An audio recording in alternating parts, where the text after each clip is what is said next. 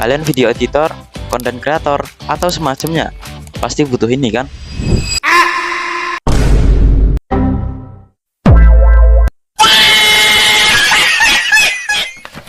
Sini, aku kasih tahu cara downloadnya. Pertama, buka browser, cari myinstant.com. Di sini banyak banget sound effect yang bisa kalian download.